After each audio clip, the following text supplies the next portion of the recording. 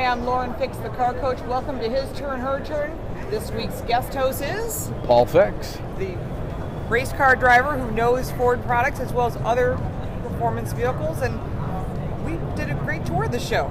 We're at the North American International Auto Show here in Detroit, 2015, and the number one car that is killing everybody is the new Ford GT. I would have to say it's probably the talk of the whole show, and they did a great job keeping it under wraps too, where a lot of people were speculating. No one really knew what to expect. Yep, they had their lips tight on this one, and it paid off in great rewards, great power plant, beautiful car, to really rival any of the European exotics. And it's going to have limited production, and we don't know what the price point is, but it's going to be expensive. It's not going to be a cheap car with very limited production. Absolutely, and that adds all more to the thrill of getting and driving and having a great experience with the new Ford GT.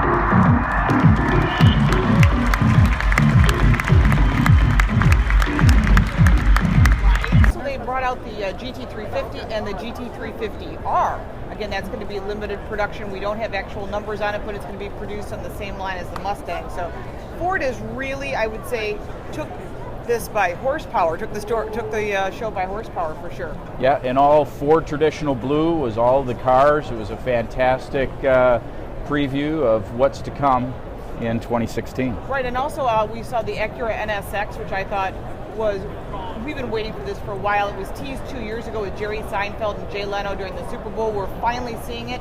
It has almost like a BMW i8 kind of driveline. It's got a performance engine, it's got an electric engine and the combination.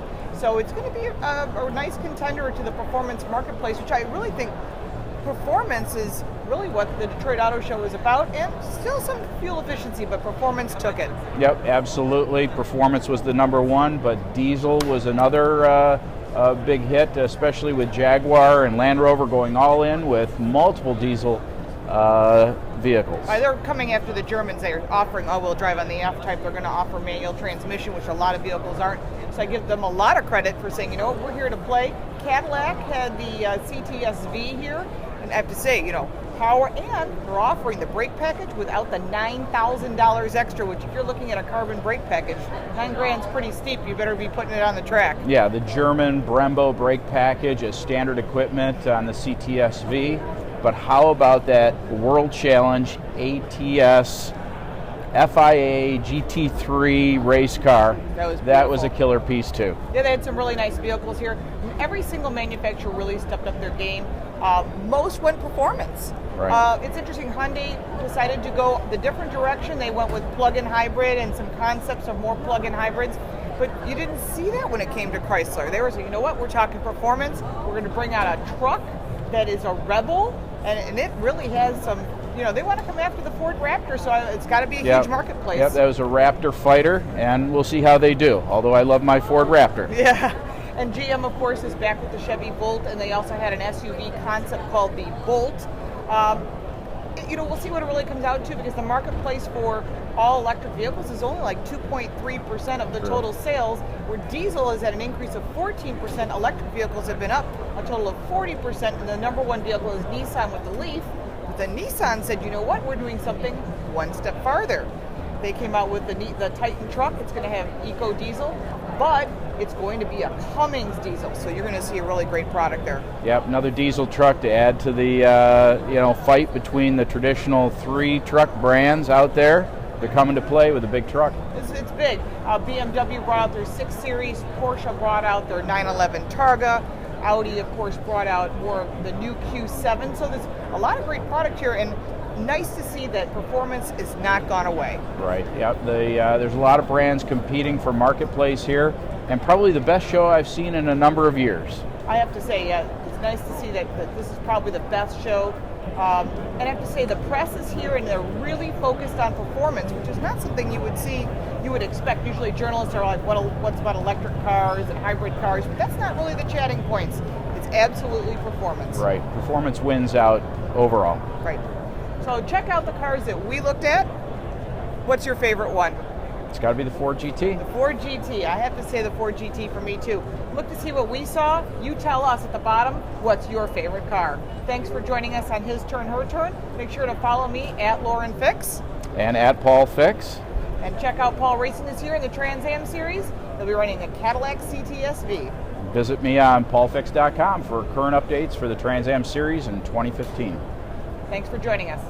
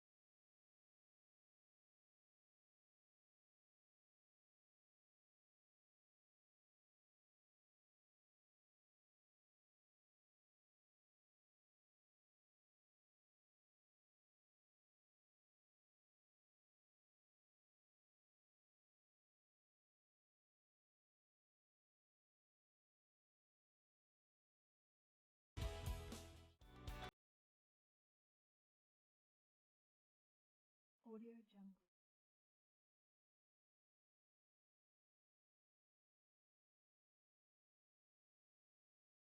Audio Jungle.